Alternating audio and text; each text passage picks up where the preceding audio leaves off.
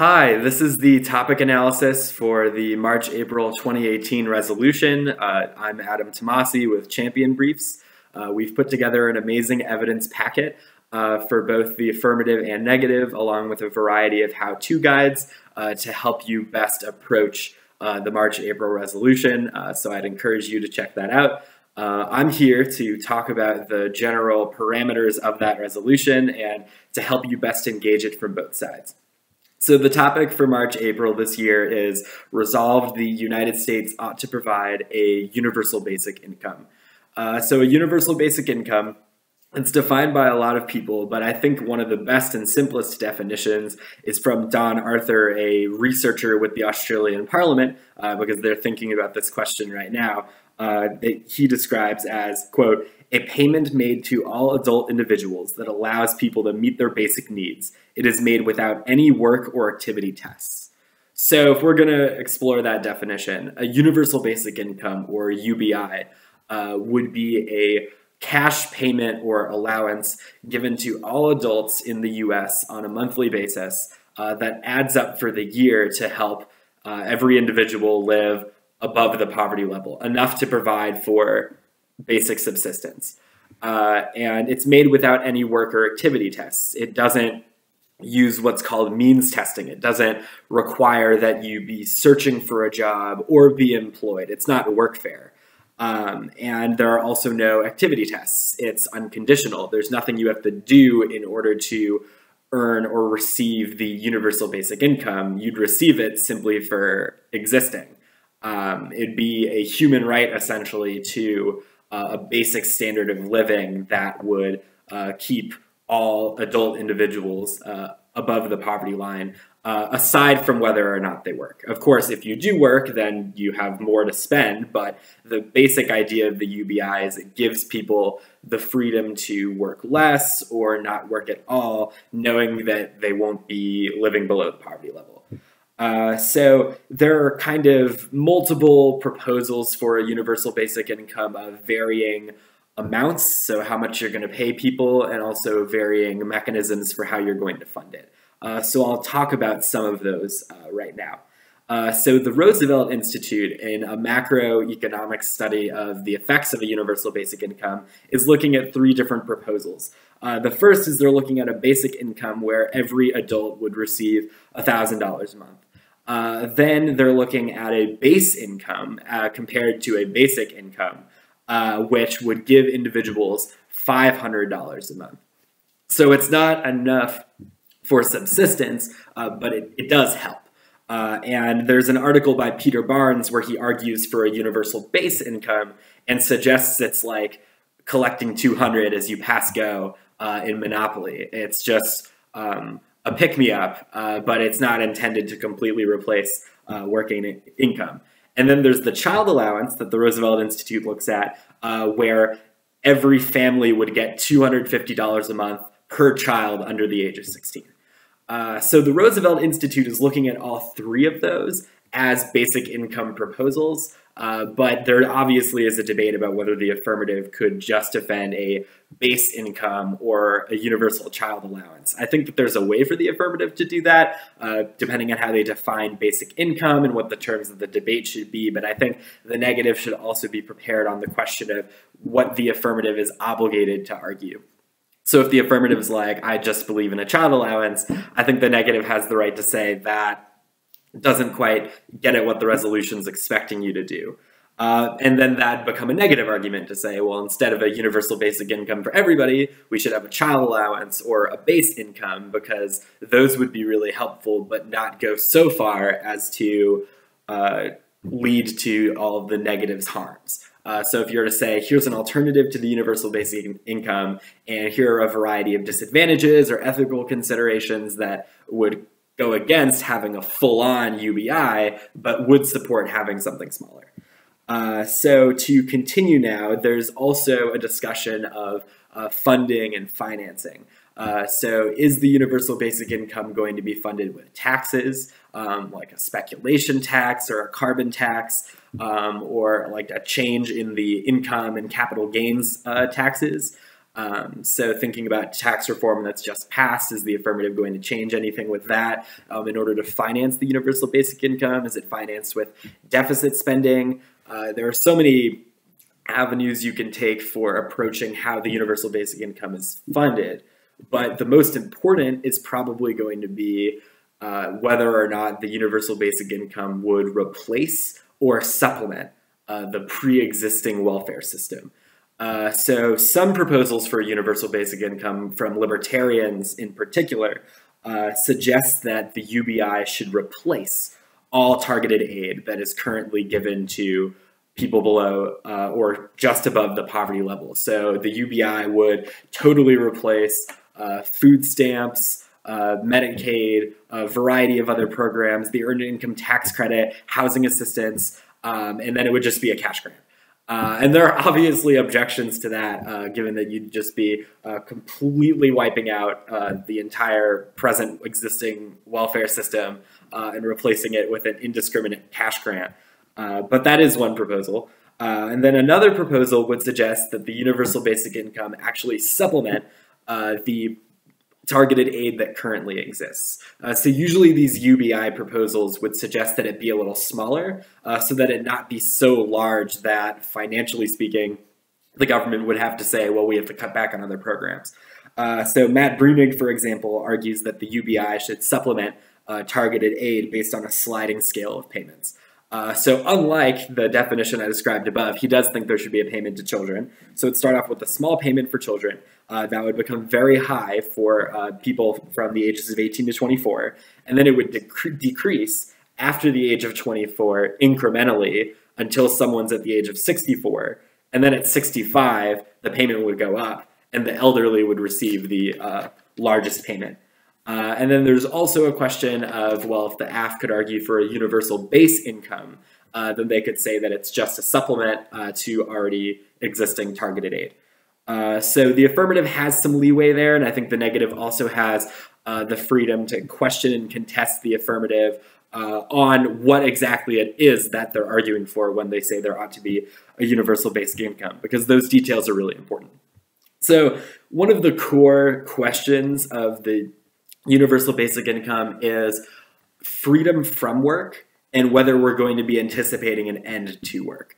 There's a very popular Oxford study by Frey and Osborne that came out a few years ago that argues that 47% of jobs in the US are at risk of being automated in 20 years. What that means is that the jobs will be entirely replaced by robots, and that people will be displaced because you'll no longer need to hire human beings in order to do certain forms of work.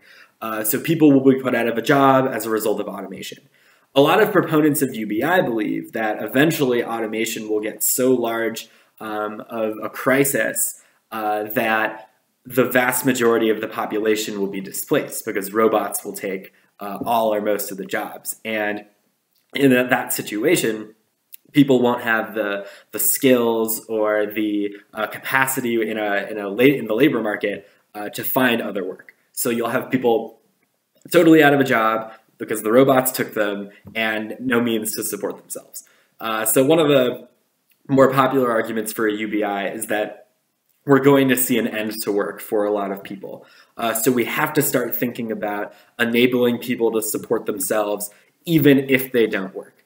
And questioning the idea that you have to work in order to survive. Because if not enough people are going to have work in the first place due to technology, then we're going to have to find some way to ensure people can live above the poverty level so you don't have millions of people displaced and social chaos and inequality. I think that the negative should push back against that claim, that uniqueness argument that automation is going to be that devastating. The negative could argue it's not. And it could also maybe provide some alternative for how you help people in situations where automation becomes that serious, like maybe education and robot-proof job training. But automation does become one of those core themes with a universal basic income.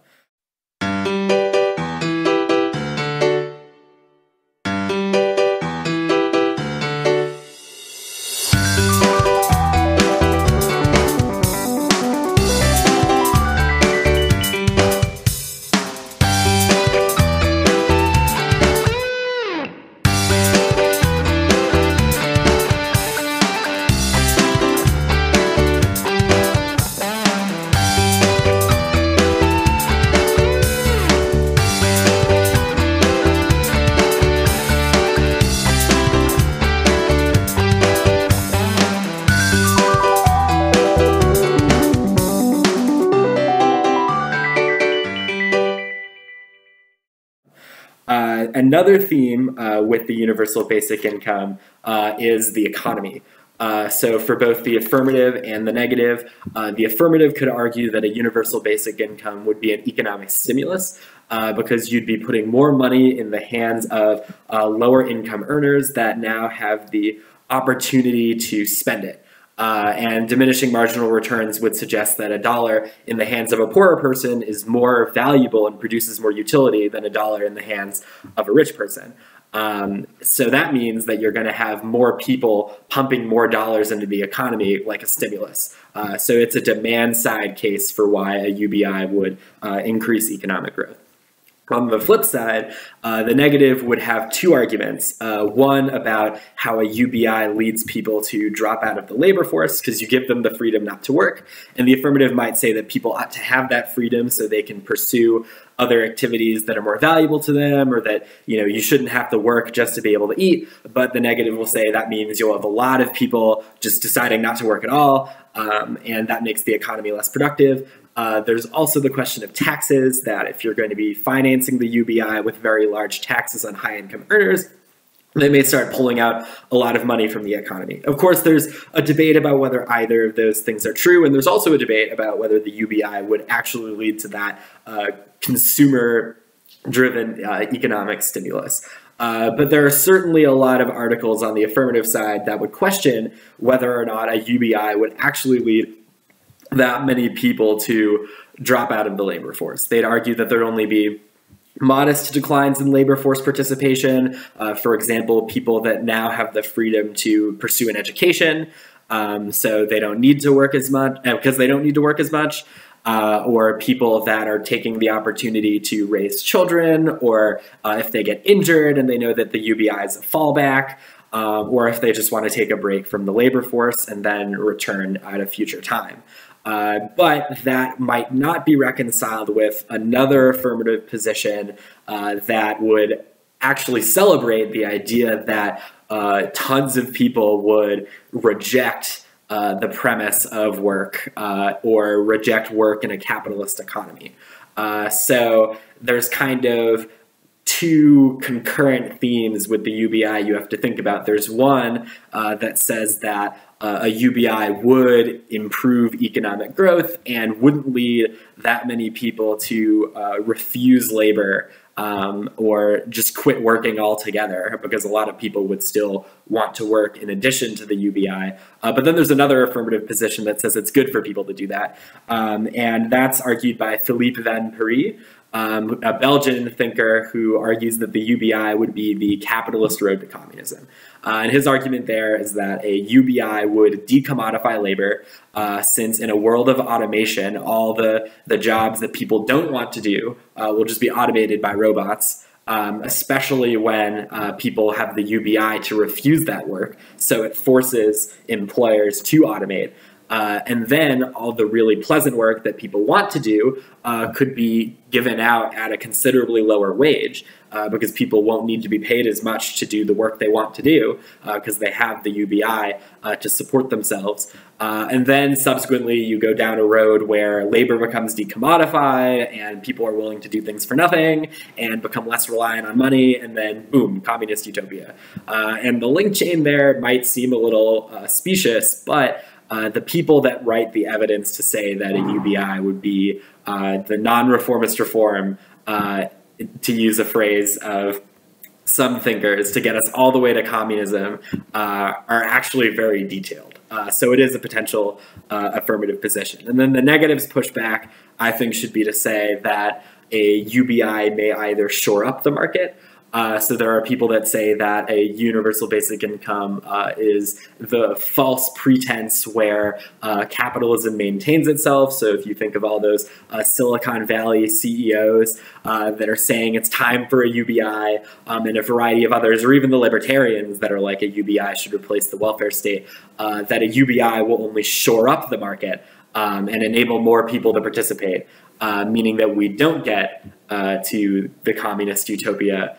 And the UBI is instead worse for creating inequality and poverty, and so on. So I think that there's an interesting set of parallels where when you're the affirmative, you could be arguing that a UBI improves the economy, or you could be arguing that a UBI would destroy it, and that's good. And then when you're negative, you could say that a UBI would destroy the economy, or you could say that a UBI only props it up and doesn't go far enough. It's not radical, as people may claim, and instead we need full-on revolution or some different way of thinking. So those are kind of two separate themes here. I wanted to quickly talk about two cases that I think are really interesting that coalesce around the same framework. And that's the framework of Philip Pettit's civic republicanism. So not capital R Republican like the political party, but civic republicanism is a political philosophy that suggests that the goal of the political community is to promote the common good and restore freedom as non-domination. So freedom as non-domination for Pettit is different from the libertarian view of freedom as non-interference. So to make those terms less complex, non-interference is freedom from. So it's like freedom from being directly coerced or having your life interfered with. Whereas non-domination is about the freedom to pursue your life projects without having to get the implicit leave or permission of the powerful. So Philip Pettit makes the argument for universal basic income in an article called A Republican Right to Basic Income, where he suggests that a UBI would give people the freedom to leave unpleasant jobs without worrying that a more powerful employer can coerce them because of the power dynamics. And it also gives people the freedom to fight for better working conditions without the threat of, being fired, being something that's harmful, because the employer can say, well, if you continue to agitate for better conditions, I can fire you. But that's not as much of a risk for somebody if they know they have the UBI as a fallback, because they won't be thrust into poverty if they're getting a cash allowance.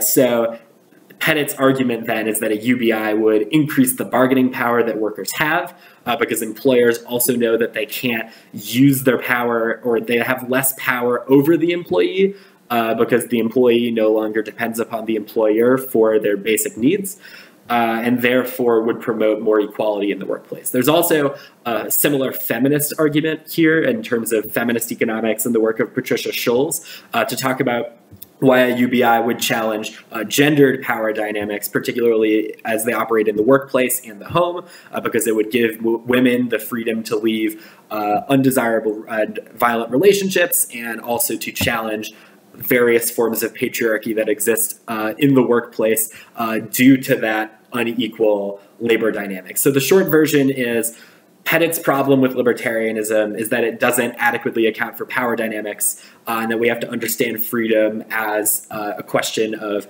domination and permission in addition to direct interference. So even if the employer never directly interferes with the employee's life or makes things difficult for them, the very fact of the employer being who they are and having more power means that the employee has implicitly less freedom, and the UBI means that they don't have to answer as much to the powerful, and would therefore restore some equality.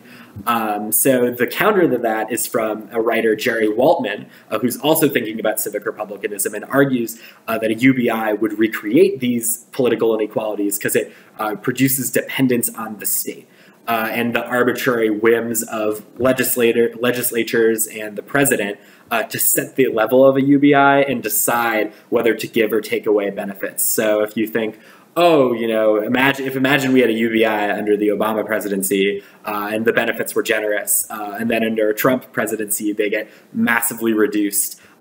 People being subject to those arbitrary whims of new leaders and politicians would suggest that that dependency is recreated. And then Waltman also argues that a UBI would diminish the work incentive, and that work is an important part of that political community that's described by civic republicanism. And Waltman's also drawing on the same source base as Pettit and cites Pettit very frequently, even though Pettit himself, in a later article, because Waltman was writing in 2002, Pettit wrote in 2007 that he thinks the UBI could support or it could be supported under civic republicanism. So that's an example of how you can get really interesting debates within the same frameworks and ideals, whether you're promoting freedom as non-domination, whether you're reading a utilitarian position about growing and improving the economy, or if your goal is communist revolution. There's a solid affirmative and negative on both sides. And I think that this is an excellent topic for thinking about how a radical idea has entered the mainstream, to use the title of Don Albert's piece. So I really hope this was helpful. Thank you. And check out Champion Briefs. We have awesome evidence for you in the entire packet, and it's pretty solid. Thank you.